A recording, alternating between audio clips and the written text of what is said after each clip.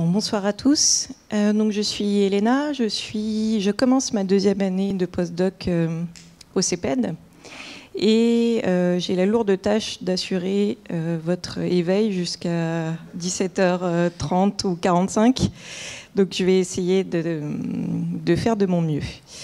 Je vais présenter aujourd'hui du coup mon projet de postdoctorat et plus que mon projet, justement, un peu le bilan de cette première année, sans faire de rapport d'activité spécifiquement, mais plutôt pour dire ce qui s'est passé pendant cette première année, étant donné que j'étais en découverte totale sur le sujet que je vais vous présenter, qui est donc autour du contexte de l'épidémie du virus Zika au Brésil.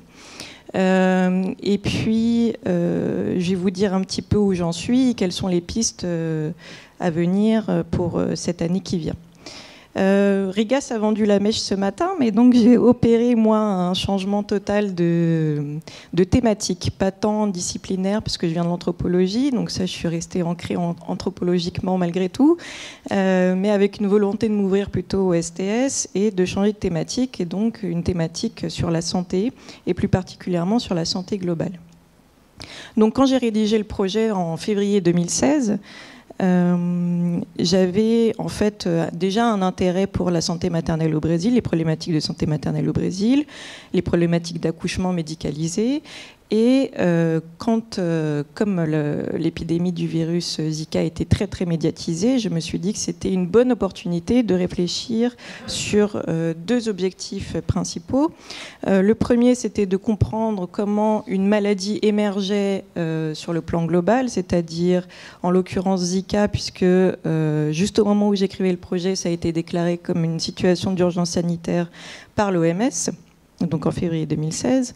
Et le deuxième objectif, c'était d'utiliser ce contexte spécifique pour revoir les questions de santé maternelle et infantile au Brésil, puisqu'on avait découvert donc la corrélation avec le virus et les cas de naissance d'enfants atteints de microcéphalie.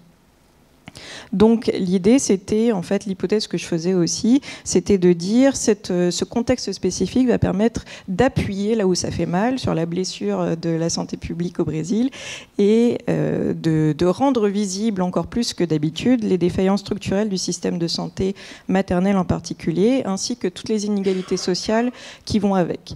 D'où cette métaphore de l'iceberg, hein, donc que la partie émergée serait le contexte de l'épidémie, et la partie immergée serait les défaillances structurelles déjà bien inscrites dans le contexte brésilien. Donc je vais vous présenter, je vais faire la présentation en 3 points, très très brièvement ce que c'est que le virus Zika et puis comment ça émerge sur la scène mondiale. Ensuite, un peu un panorama de toutes les problématiques auxquelles j'aurais pu m'intéresser et comment j'ai fait mon choix par rapport à ça. Et puis quelques résultats de terrain pour m'axer vraiment sur le point qui m'importe le plus aujourd'hui, c'est-à-dire le changement de paradigme par rapport justement au statut de la maladie à virus Zika. Donc je vous laisse juste admirer cette cartographie fournie par l'OMS qui nous explique un peu l'évolution de la maladie, de sa naissance, enfin de sa reconnaissance en tout cas en Afrique en 1947 jusqu'à la première épidémie en 2013 en Polynésie française qui commence à faire parler d'elle et l'arrivée probablement lors de la Coupe du Monde 2014 au Brésil. Et donc là, les chiffres explosent et c'est ça qui va donc rendre cette maladie vraiment connue sur la scène internationale de la santé. Avec la problématique bien sûr sous-jacente, hein, que étant donné qu'il y a un événement mondial comme la Coupe du Monde de foot, il y a une possibilité accrue de contagion, donc une possibilité de pandémie qui a alerté donc l'OMS. Donc alors je vous fais juste la cartographie. Là, vous voyez représenter le nombre de cas de nourrissons nés de microcéphalie en 2015 et en 2016 par les régions du Brésil. Et ça vous permet juste de voir un peu le boom et de cette épidémie qui est double. Hein, donc à la fois l'épidémie du virus Zika et l'épidémie d'enfants qui ont été contaminés pendant la grossesse et qui sont atteints de malformations congénitales. Alors, je passe là-dessus, on pourra en reparler après si vous voulez, pour vous dire que donc c'est une maladie vectorielle transmise par un moustique qui est bénigne, asymptomatique dans 80% des cas, et donc qui a un statut vraiment anodin dans le panorama des maladies infectieuses mondiales et qui surgit vraiment sur la scène internationale. Donc là, je me retrouve face à ce virus qui donc devient une maladie globale par deux aspects, le côté vraiment épidémique au Brésil, en Amérique du Sud, et puis avec ses nouvelles conséquences donc en termes neurologiques, à la fois sur l'adulte de manière assez rare et sur les enfants. Alors je me retrouve confrontée, donc quand je commence à explorer un peu plus le sujet, à une multitude de possibilités de recherche que je vous présente là très rapidement et qui sont pas des aspects forcément innovants de la recherche en santé ni en santé globale, hein, puisqu'il y a beaucoup de choses qui ont été travaillées sur les autres maladies vectorielles ou les maladies infectieuses, et donc je me retrouve face à la possibilité d'aller voir ce qui se passe en recherche biomédicale, quelles sont les découvertes, quelles sont les promesses également de vaccins, etc. D'aller voir du côté des politiques de santé publique, comment se déroule la lutte antivectorielle, quelles sont les conditions sanitaires des populations les plus affectées, d'aller voir également du côté des droits reproductifs et sexuels, puisque c'est encore quelque chose qui se débat aujourd'hui, que l'avortement est illégal au Brésil. Donc qu'est-ce qui se passe pour ces gens dont on dépiste un fœtus mal formé. J'ai aussi la possibilité d'aller voir du côté des technologies qui sont mobilisées pour favoriser le diagnostic et le dépistage prénatal, et puis tout ce qui a trait à l'agentivité aussi des individus, à savoir comment ils se comportent par rapport aux informations qu'ils reçoivent, soit par les médias, soit par les circulations, surtout de rumeurs, parce que ça fait un grand pan de champs à explorer, et puis les reconfigurations familiales et les trajectoires de soins qui sont multiples face à cette épidémie. Donc là, j'insiste sur le fait que ce contexte épidémique permet de rouvrir de nombreuses voies de recherche. Et là, je suis face à la tentation à la fois d'explorer toutes ces thématiques qui sont pour moi nouvelles, et pour conserver un peu l'idée de la complexité et de l'imbrication de toutes ces dimensions pour un sujet aussi précis que la naissance de nouveau-nés atteints de malformations congénitales, mais en même temps, je suis dans le besoin nécessaire méthodologique de m'axer sur un point en particulier. Donc quand j'ai rédigé le projet, ce que je voulais vraiment faire, c'était de m'attacher à observer les pratiques de diagnostic et de soins périnataux, de voir aussi qu'est-ce qu'il en était de la prévention et de voir quels étaient les dispositifs technologiques à disposition de la santé publique et de la santé privée au Brésil. Alors cependant, un événement majeur, c'est que j'écris mon projet en février 2016, je commence mon postdoc en janvier 2017, et là, partout, dans la recherche en sciences sociales et dans les médias, on annonce que c'est la fin de l'épidémie et qu'il y a beaucoup moins de cas que ce qui était annoncé, et que finalement, c'est vraiment une maladie qui a très peu d'incidence en termes de chiffres. Donc, qu'est-ce que je fais un petit peu de cette temporalité-là de la recherche? Je cours un peu dans un premier temps, en arrivant au Brésil cet automne, je cours après un objet que je pense exister, parce que j'ai fait une revue de littérature pendant les 6 premiers mois du post-doctorat, sur les recommandations, sur la façon de prendre en charge ces femmes et ces enfants, etc.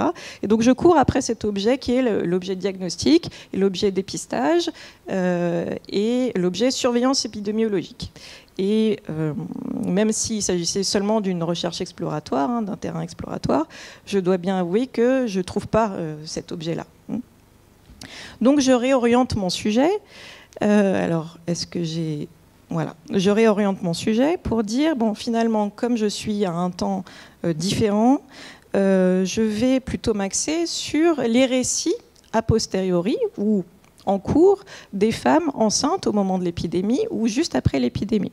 Et donc comment elles ont vécu cette planification de leur vie reproductive, si elles l'ont planifiée, parce qu'il y a un pourcentage relativement faible de planification des grossesses au Brésil, et celles qui l'ont planifiée, comment elles l'ont fait vis-à-vis de cette représentation qu'elles ont eue de l'épidémie, et quelle est également, donc à cet instant, à l'automne 2017, septembre-octobre de l'année dernière, quel est le point de vue des médecins sur l'importance du diagnostic et de la prévention par rapport au virus Zika.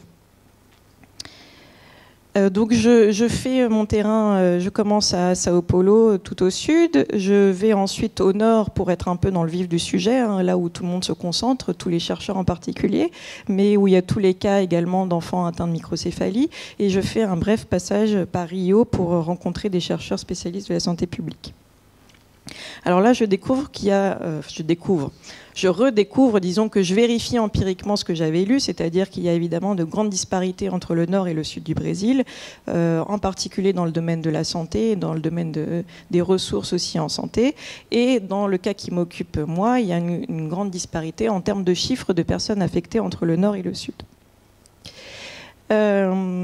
Là, c'est intéressant parce que je commence à recueillir des récits qui sont vraiment deux visions opposées entre Sao Paulo et Recife, hein, deux visions opposées de l'épidémie. C'est-à-dire qu'à Sao Paulo, c'est comme s'il n'y avait jamais eu d'épidémie.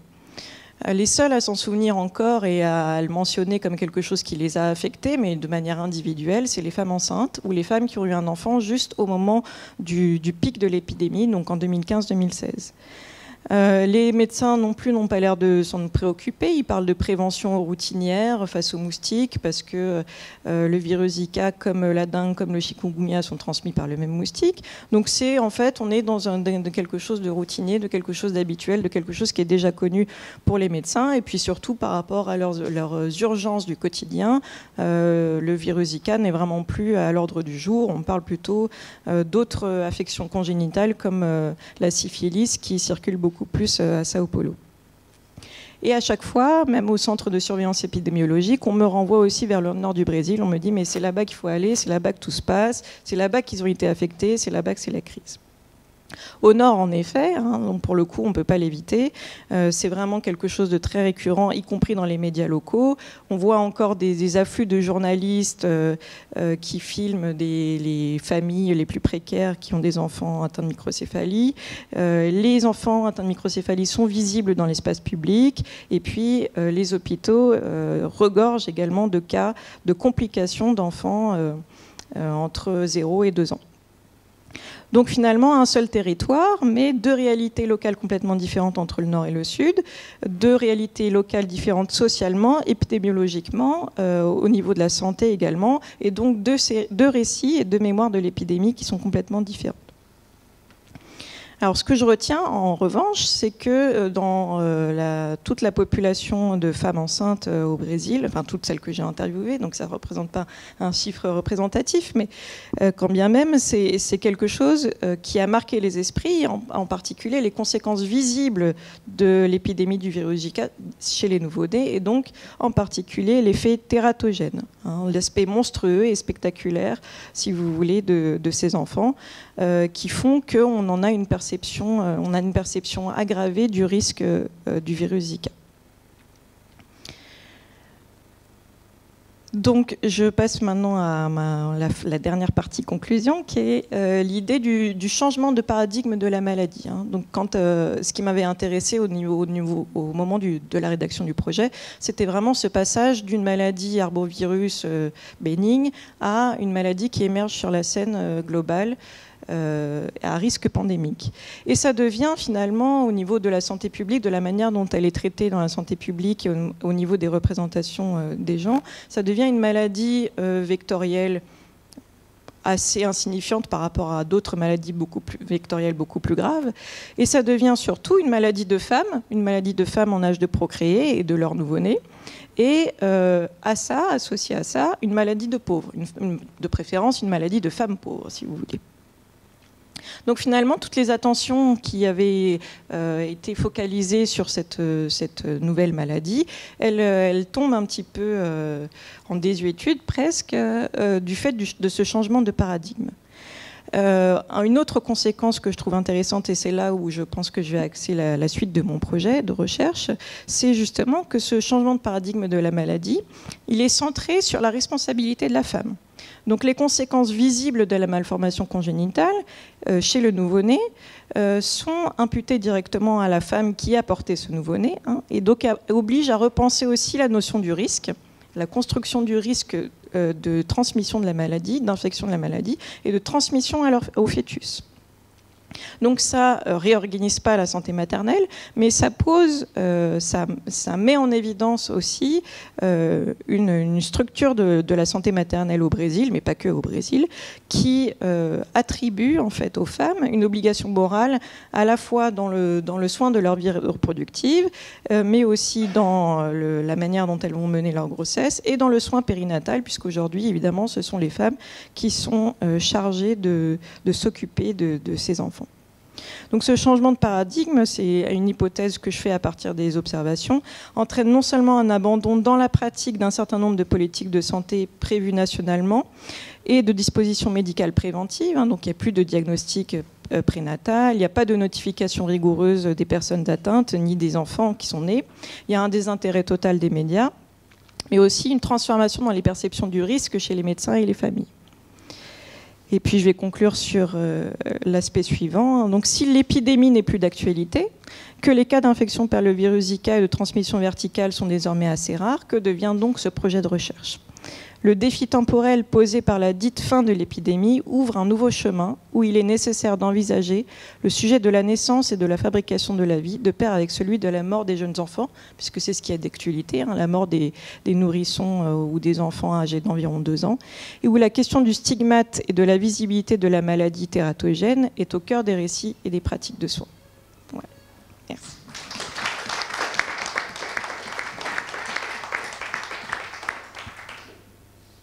Merci Elena. De la même manière, je me tourne vers vous selon ce que vous auriez envie de partager, proposer.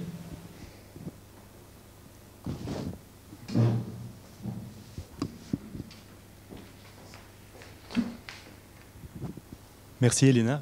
Tu as parlé brièvement du moustique. Tu disais que finalement on renvoyait ça à la question, voilà, bon, finalement c'est la routine habituelle avec les moustiques. Est-ce qu'il n'y a pas quelque chose d'intéressant justement à faire là-dessus, sur le rapport au moustique qui est très présent, qui est quelque part, voilà, il y a toute une série de normes par rapport à comment se comporter, comment aménager son intérieur dans des pays tropicaux, etc. Est-ce que c'est quelque chose que tu as envie d'explorer ? Oui, alors pour le moustique, c'est effectivement quelque chose de très très intéressant parce que ça appuie aussi sur la séparation entre les femmes qui ont un certain moyen et un certain niveau de vie et qui ont accès à la santé privée et d'autres femmes qui n'ont pas ces conditions-là. Et donc là, dans la vie quotidienne, en plus du climat entre le nord et le sud, là, dans la vie quotidienne, c'est absolument frappant parce qu'il y a des femmes qui ont les moyens de s'acheter des répulsifs et d'autres non. Il y a des femmes qui ont accès à l'eau potable et d'autres non. Il y a des femmes qui ont accès à tous les goûts et d'autres non. Et donc, tout ça fait qu'au niveau même de la prévention, même en tant que pratique populaire, la représentation de la prévention, elle n'est pas du tout la même. Et c'était un des éléments qui m'avait frappé parce que justement dans toute la littérature, il y a cette idée de la seule prévention possible, c'est par rapport aux moustiques. Donc il faut s'habiller intégralement, mettre du répulsif 3 fois par jour. Et donc moi je croyais naïvement à ce genre de recommandations que j'ai eues d'ailleurs de mon médecin ici avant de partir au Brésil. C'était exactement les mêmes. Et en fait c'est tout simplement pas possible. C'est juste pas possible parce que même à Recife, même quand on a les moyens, les moustiques sont partout. Donc la question de la prévention, elle peut pas du tout se poser dans ces termes-là. Elle peut pas du tout être simplifiée justement au niveau de la responsabilité individuelle de la femme à s'acheter du répulsif qui en plus a un coût extrêmement élevé. Donc il y a toute effectivement une histoire de la vie avec les moustiques qui a qui a appréhendé. Et ensuite, il y a eu les rumeurs de comment on évitait les moustiques. Donc, on disait qu'il fallait habiter au-dessus d'un certain étage, je ne sais plus, c'était au-dessus du 5e étage. Donc, les gens, ceux qui avaient les moyens, soit on se sont délocalisés complètement de la ville pour aller dans une autre région. Ceux qui avaient encore plus de moyens partaient du Brésil. Et ceux qui pouvaient empruntaient l'appartement de quelqu'un pour aller vivre au 10e étage au lieu d'être au 5e étage. Donc il y a au niveau des pratiques, il y a beaucoup de choses à observer. Mais encore une fois, c'est fonction aussi, malheureusement, d'un niveau socio-économique.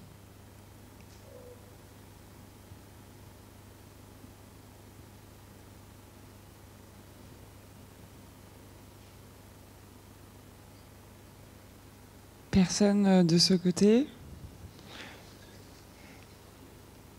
Est-ce qu'on revient? Parce que nous, on a des questions en stock, hein, si vous voulez. On peut faire notre discussion entre nous, mais je reviens vers toi.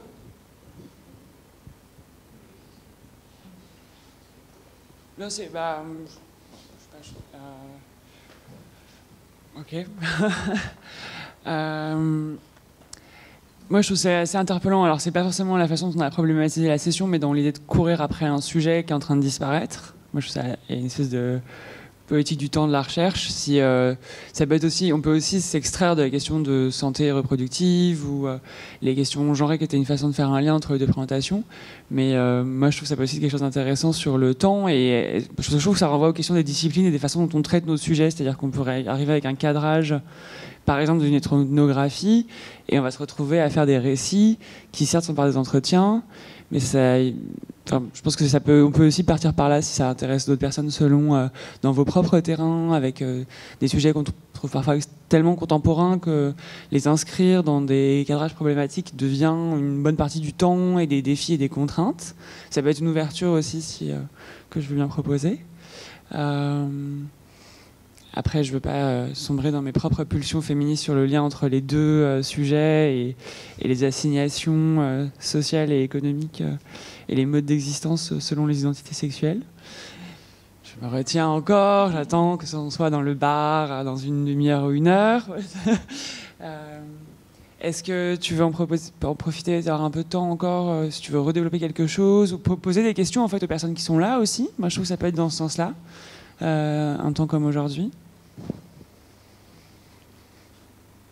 Après, moi, je vois dans la salle, le niveau en fait a un peu descendu, c'est-à-dire que chacun s'est un peu enfoncé dans son siège. Voilà, on voit le gradient de la journée, mais on peut encore peut-être prendre quelques interventions, une ou deux, si vous voulez. Je peux rajouter un tout petit truc pour Elena. Du coup, est-ce que, enfin, c'est super intéressant. Maintenant, tu expliques comment tu réorientes ton enquête chemin faisant.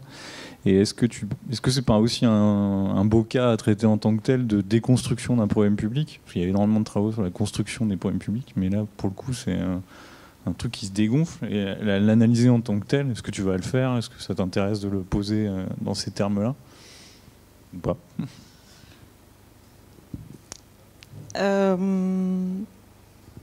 Disons qu'une fois que j'ai dit que c'était déconstruit, je sais plus, je sais pas quelle direction prendre, parce qu'on retombe dans les problématiques habituelles. Donc l'analyser en tant que déconstruction, je trouve que c'est intéressant au niveau de la question de la santé globale. Beaucoup plus qu'au niveau spécifiquement brésilien, quoi. Je pense que le Brésil, après, bon, ça au niveau des politiques brésiliennes, je pense que le Brésil a surfé sur justement la vague santé globale avec l'OMS qui s'est mobilisée, l'ONU, etc. Et ça leur permettait de mettre en évidence, de mettre en valeur aussi leur capacité à gérer une épidémie au moment de la Coupe du Monde, etc., etc. Bon, une fois que tout ça s'est passé, au niveau national, bon, voilà. Puis avec le changement de paradigme et le fait que ça concerne plus que les femmes pauvres, est-ce que c'est vraiment très intéressant de rester fixé là-dessus? Et là, après, on tombe dans une analyse de la santé publique, de la racialisation de la santé publique ou de la santé publique comme santé de classe sociale, quoi. Mais ça dépasse largement le fait de déconstruire l'objet virus Zika. En revanche, au niveau, juste pour mettre quand même peut-être un bémol par rapport à ce que j'ai raconté, au niveau de tous les chercheurs en santé et la recherche biomédicale, la question, elle n'est pas du tout terminée. Parce que non seulement on est encore dans les recherches et les découvertes vaccins, etc., mais en plus on se demande à quel moment ça va nous retomber dessus. Et en particulier, là, c'est vraiment les États-Unis qui sont focalisés là-dessus, puisque ça a atteint donc, les États du sud des États-Unis, plus les territoires américains hors continent. Et donc ça c'est quand même un enjeu encore très important à ce niveau-là.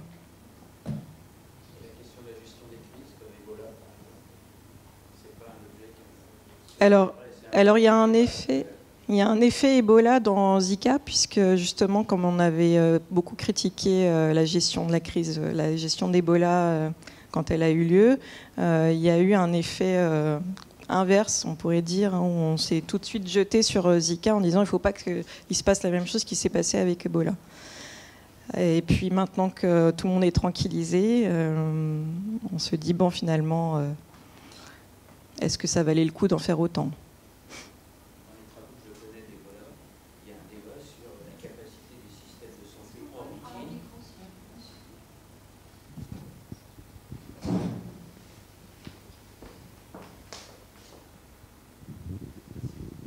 Donc autour d'Ebola, il y a un débat où il y a une discussion qui se continue sur le fait que des systèmes de santé soient capables de prendre en charge des crises comme ça qui émergent de manière brutale. Avec un très gros débat sur les pratiques de l'OMS, puisque l'OMS tend, quand il y a une crise, à donner des moyens complémentaires aux systèmes de santé existants. Or, ce qu'on a montré, toutes les analyses le montrent, sur tous les travaux de terrain qui ont été faits au Libéria, montrent qu'on a commencé à la maîtriser quand c'est d'autres partenaires, Médecins du Monde, etc., qui sont venus intervenir en parallèle des systèmes de santé existants pour construire une réponse adaptée. Il y a même une comparaison qui est faite en se posant la question de pourquoi le Nigeria a été capable de maîtriser Ebola. Et il montre que en fait, les systèmes de santé en routine au Nigeria, ils sont dans les États du Nigeria et non pas au niveau fédéral.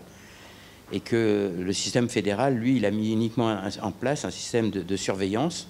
Et comme il n'avait pas encore maîtrisé la polio, le système de surveillance a pu suivre et c'est lui qui va agir. Et donc, de la même manière, il y avait un système exceptionnel à côté du système de santé routinier. Voilà, donc c'est une vraie question qui est posée sur l'organisation des systèmes de santé, sur les modes d'intervention des acteurs externes, etc. Donc je ne sais pas si des approches de ce type ou des comparaisons de ce type peuvent être productives.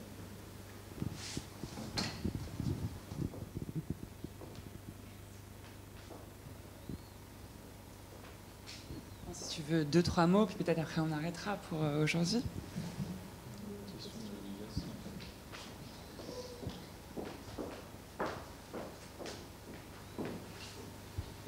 Oui, juste une question assez simple.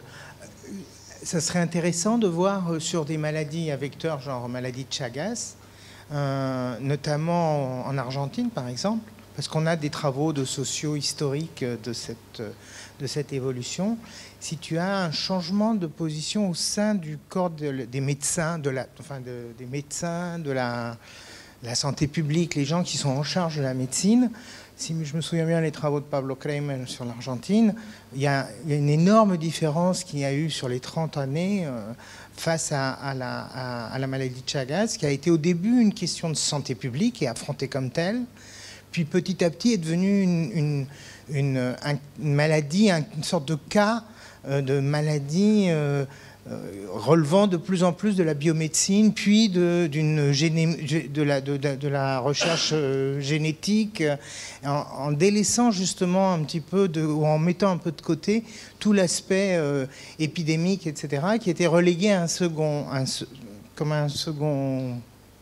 je sais pas, en arrière, quoi, par rapport à l'engagement, dans l'engagement des politiques publiques, qui s'intéressait beaucoup plus justement à la recherche et à l'utilisation du cas Chagas comme une maladie spécifique qui permet de faire avancer la recherche biomédicale beaucoup plus qu'un lieu d'intervention en santé publique. Est-ce qu'on a des effets de ce type-là visibles? Sauf que bien sûr la distance est plus courte dans le temps, quoi. Je ne sais pas trop répondre à cette question, mais ce que j'ai vu, c'est qu'en parallèle de Zika, qui a fait beaucoup parler de lui, mais également des cas très nombreux de dengue et chikungunya ces dernières années au Brésil, donc, qui sont beaucoup plus, pour le coup, sous les feux des projecteurs en ce moment au niveau national. On développe, la recherche brésilienne développe une lutte antivectorielle décuplée qui passe là avec des innovations du type un moustique qui porte une bactérie, ça vient d'être lâché dans la jungle de Rio, un moustique qui porte une bactérie qui donc l'empêcherait finalement de transmettre tous les virus. Donc ça, c'est ce que je vois en termes de dispositifs de recherche scientifique et technologique fondamentale, mais aussi appliquée immédiatement. Et il y a peut-être un effet Zika là-dedans, mais je ne peux pas l'assurer avec certitude. Merci.